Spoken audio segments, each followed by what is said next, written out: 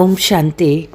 మధురమైన పిల్లలు అంతర్ముఖిగా అయ్యి స్వకల్యాణం చేసుకోవాలనే ఆలోచన చేసుకోవాలి.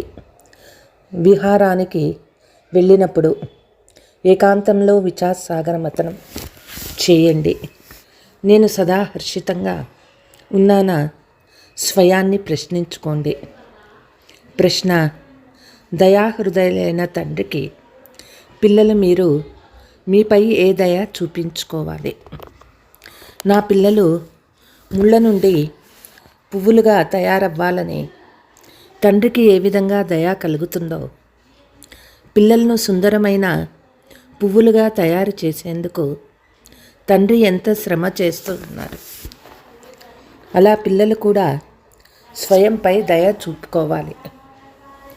పతిత పావన రండి, వచ్చి మమ్మల్ని పువ్వులుగా తయారు చేయండి అని పిలిచాము. ఇప్పుడు వారు వచ్చారు.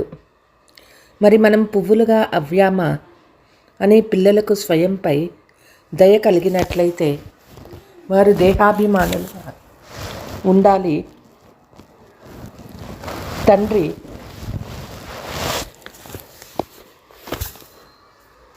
టీచర్ సద్గురు బాబా ఒక్కరే అని పిల్లలు అర్థం చేసుకున్నారు. తండ్రి పిల్లలను ప్రశ్నిస్తూ ఉన్నారు.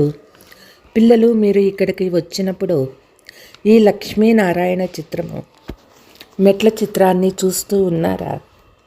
ఈ రెంటిని చూడగానే లక్ష్యము మరియు ఉద్దేశ్యము దేవతగా తయారయ్యి మళ్ళీ ఈ విధంగా మెట్లు దిగుతూ వచ్చామని సంపూర్ణ చక్రము బుద్ధిలోకి వచ్చేస్తుంది. ఈ జ్ఞానము పిల్లలు మీకు మాత్రమే లభిస్తుంది. మీరు విద్యార్థులు, లక్ష్యము ఉద్దేశ్యము మీ ఎదురుగా ఉంది.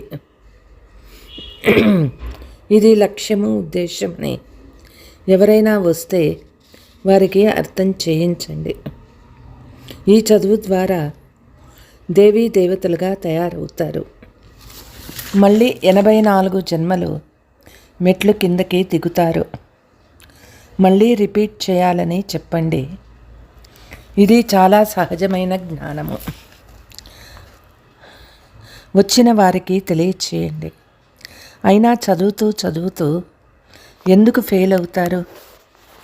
ఆ శారీరక చదువు కంటే ఈశ్వరీయ చదువు చాలా సులభము. 84 జన్మల చక్రము, లక్ష్యము, ఉద్దేశ్యము స్పష్టంగా ఎదురుగా ఉంది.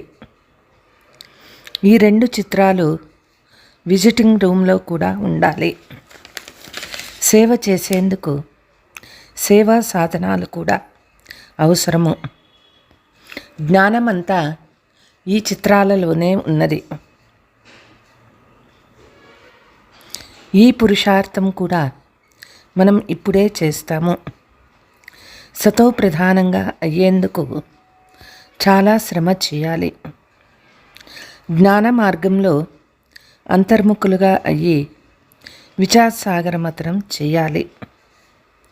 విహరించేందుకు వెళ్ళినప్పుడు బుద్ధిలో ఇదే ఉండాలి. నెంబర్ వారుగా ఉన్నారని బాబాకి తెలుసు. బాగా అర్థం చేసుకున్నవారు, గ్రహించిన వారు తమ కళ్యాణార్థం తప్పకుండా పురుషార్థం చేస్తూ ఉంటారు. బాగా చదివే వారిని చూసి వీరు బాగా చదువుతున్నారని ప్రతి విద్యార్థి అర్థం చేసుకుంటారు. స్వయం చదువుకోకపోతే అది మనల్నే నష్టపరుస్తుంది. స్వయాన్ని కొంతైనా యోగ్యులుగా తయారు చేసుకోవాలి. మీరు కూడా విద్యార్థులే. అది కూడా అనంతమైన తండ్రికి. ఈ బ్రహ్మ కూడా చదువుకుంటారు. లక్ష్మీనారాయణులుంటే పదవి. ఇక మెట్ల చిత్రము అంటే 84 జన్మల చక్రము. శ్రీకృష్ణుడు మొదటి నెంబరు జన్మ, బ్రహ్మ చివరి జన్మ. మీరు దేవతలుగా అవుతారు. ఎవరైనా లోపలికి రావడంతోనే వారికి లక్ష్యాన్ని, ఉద్దేశ్యము, మెట్ల చిత్రంపై అర్థం చేయించండి. ప్రతిరోజు వెళ్ళి ఆ చిత్రాల ముందు కూర్చుంటే స్మృతిలోకి వస్తుంది. అనంతమైన తండ్రి మనకు అర్థం చేయిస్తున్నారని మీ బుద్ధిలో ఉన్నది. సంపూర్ణ చక్ర జ్ఞానము మీ బుద్ధిలో సంపన్నంగా ఉన్నట్లయితే మీరు ఎంతో హర్షితంగా ఉండాలి. మాలో ఆ అవస్థ ఎందుకు ఉండటం లేదు? మేము హర్షితంగా ఉండేందుకు ఏ ఆటంకం కలుగుతూ ఉంది? దీనికి కారణమేమిటి అని స్వయాన్ని ప్రశ్నించుకోవాలి. చిత్రాలను తయారు చేసేవారి బుద్ధిలో కూడా ఇది మీ భవిష్య పదవి, ఇది మా లక్ష్యము, ఉద్దేశ్యము, మరియు ఇది 84 జన్మల చక్రమని అంటారు.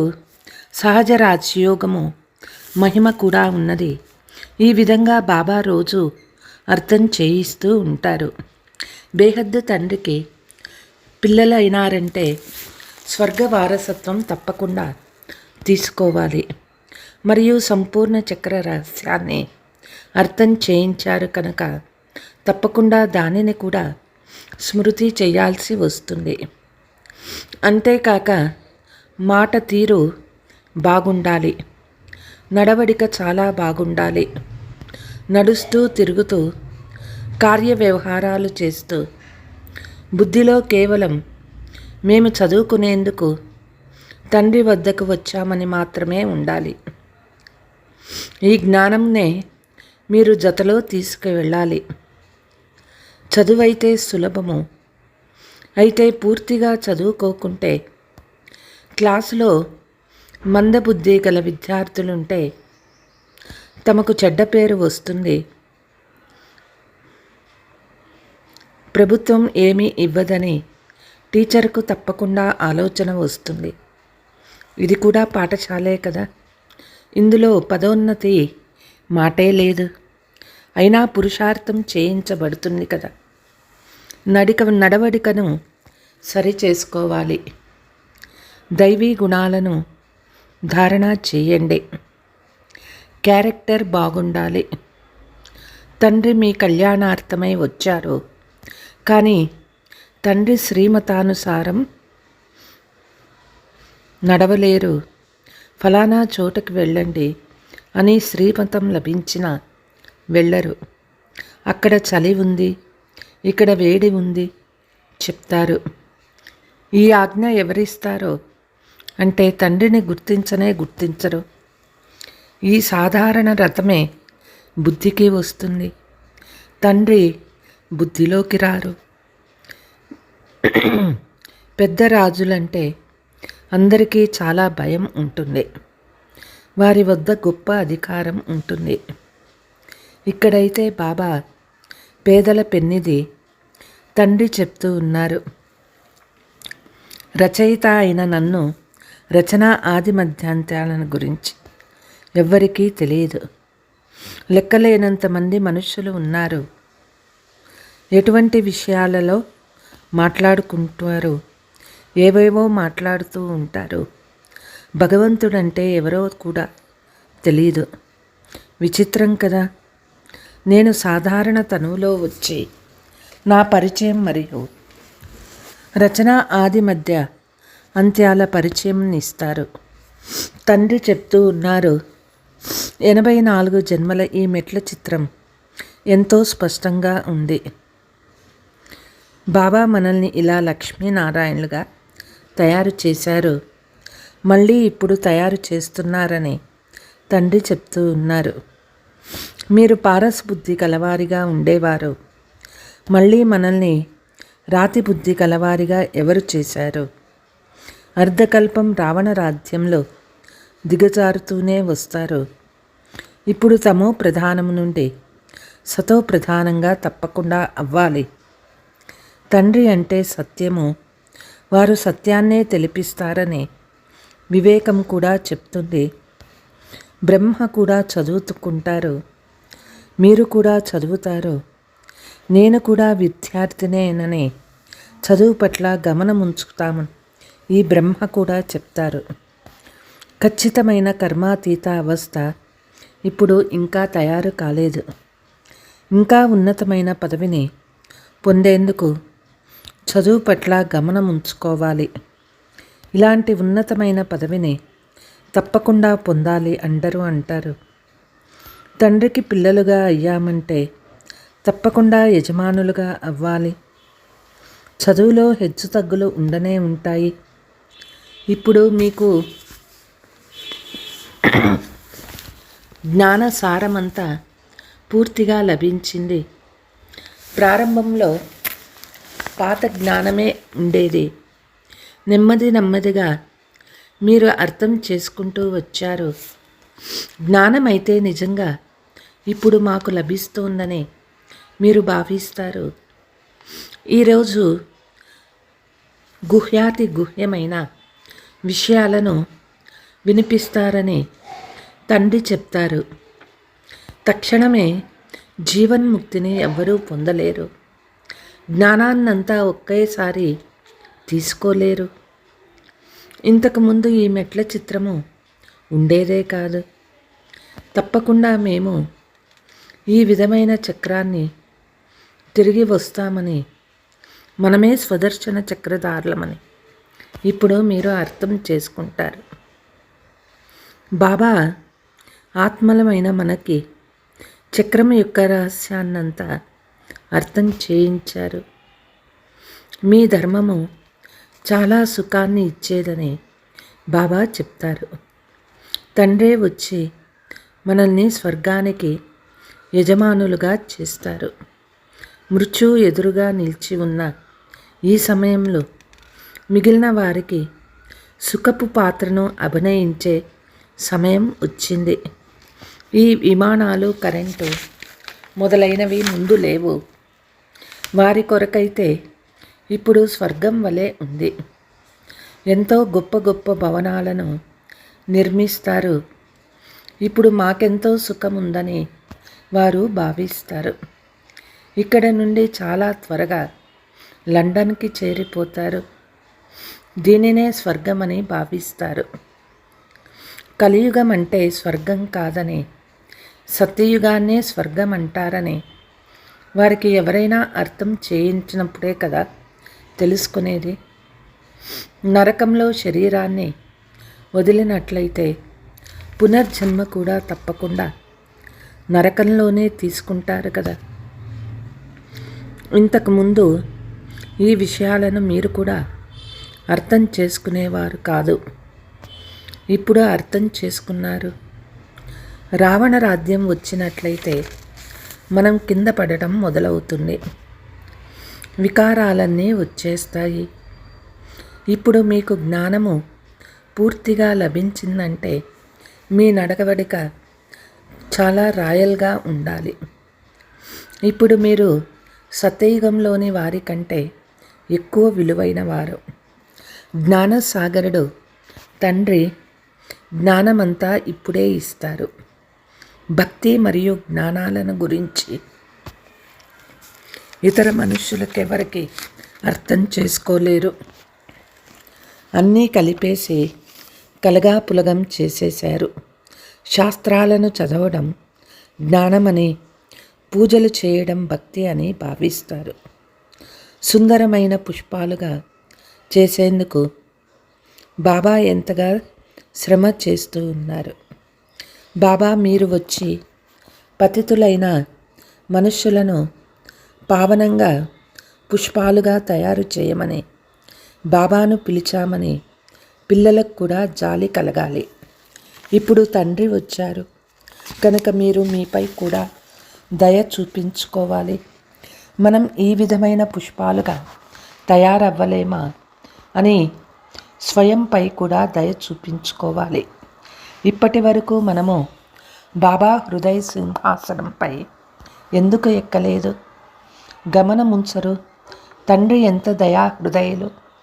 పతిత ప్రపంచంలో వచ్చి పావనంగా తయారు చేయమని తండ్రిని పిలుస్తారు. కనుక ఎలాగైతే తండ్రికి దయ కలుగుతుందో అలా పిల్లలకు కూడా దయ కలగాలి. అలా కానిచో సద్గురువుని నిందింపచేసే వారిగా అయ్యి నిలువ స్థానాన్ని పొందకోలేరు. సద్గురు ఎవరో ఎవరికి స్వప్నంలో కూడా తెలియదు. ఎక్కడ గురువులు శాపమిస్తారో మాపై అక్కడ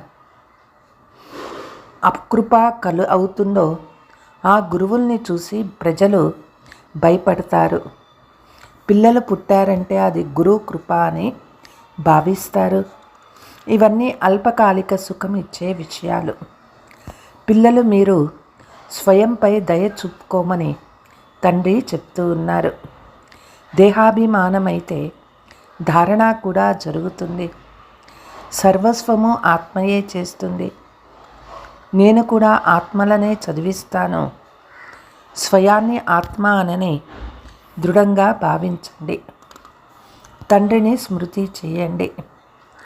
తండ్రిని స్మృతి చేయకుంటే వికర్మలు వినాశనం ఎలా అవుతాయి? ఓ భగవంతుడా దయచూపమని భక్తి మార్గంలో కూడా స్మృతి చేస్తారు. తండ్రి ముక్తిదాత మరియు మార్గదర్శకుడు కూడా. ఇది కూడా వారి గుప్త మహిమ. భక్తి మార్గంలో మీరు గుర్తు చేసుకునే వారియే తండ్రియే వచ్చి అన్ని విషయాలు తెలియచేస్తారు. తప్పకుండా సమయానుసారంగానే వస్తారు. అంతేగాని ఎప్పుడు రావాలనుకుంటే అప్పుడు రారు. నాటకంలో నిశ్చితమైనప్పుడే తండ్రి వస్తారు. మిగిలిన విషయాలు నాకు రావాలనే ఆలోచన కూడా రాదు. మిమ్మల్ని చదివించేదే తండ్రి యొక్క బాధ్యత. ఈ బ్రహ్మ కూడా వారి నుండే చదువుకుంటూ ఉన్నారు. వారు ఎప్పుడూ ఏ పొరపాటు చెయ్యరు, ఎవరినీ దుఃఖపెట్టరు. మిగిలిన వారంతా నెంబరువారుగా ఉన్న టీచర్లు. సత్యమైన తండ్రి మీకు సత్యమునే నేర్పిస్తారు. సత్యమైన వారి పిల్లలు కూడా సత్యమైన వారే. ఆ తర్వాత అసత్యమైన వారి పిల్లలుగా అవ్వడం నుండి అర్ధకల్పము అసత్యమైన వారిగా అవుతారు. సత్యమైన తండ్రిని మర్చిపోతారు. ఇది సత్యయుగ నూతన ప్రపంచము లేక కలియుగ పురాతన ప్రపంచము అను విషయం గురించి మొట్టమొదట అర్థం చేయించాలి. అప్పుడు మీరు చాలా మంచి ప్రశ్న వేశారని మనుషులు భావిస్తారు. ఈ సమయంలో పంచవికారాలు అందరిలో ప్రవేశించి ఉన్నాయి. అక్కడ పంచవికారాలు ఉండనే ఉండవు. నిజానికి ఇది అర్థం చేసుకునేందుకు చాలా సులభమైన విషయాలే. స్వయం మీరు అర్థం చేసుకుంటే ఇక ప్రదర్శనలో ఇతరులకు ఏం అర్థం చేయించగలరు? సర్వీస్ చేసేందుకు బదులు ఇంకా డిసర్వీస్ చేసి వస్తారు. బయటకు వెళ్ళి సర్వీస్ చేయడం చిన్న విషయమేమీ కాదు, చాలా అవసరం. బాబా ప్రతి ఒక్కరి నడవడిక ద్వారా తెలుసుకోగలుగుతారు. తండ్రి అయితే తండ్రే, కానీ ఇదే నాటకంలో ఉంది అని తండ్రి కూడా చెప్తారు. ఎవరైనా వస్తే వారికి బ్రహ్మకుమారిలో అర్థం చేయించటం బాగుంటుంది. పేరు కూడా బ్రహ్మకుమారి ఈశ్వరీయ విశ్వవిద్యాలయము. బ్రహ్మకుమారీల పేరే ప్రసిద్ధి చెందవలసి ఉంటుంది. ఈ సమయంలో అందరూ పంచవికారాలకు అలవాటు పడి ఉన్నారు. వెళ్ళి వారికి అర్థం చేయించటం చాలా కష్టమవుతుంది. ఏమాత్రమూ అర్థం చేసుకోరు. కేవలం జ్ఞానం బాగుందని మాత్రమే అంటారు. స్వయం అర్థం చేసుకోరు. విఘ్నాలు వస్తూనే ఉంటాయి. అప్పుడు యుక్తి రచించవలసి వస్తుంది.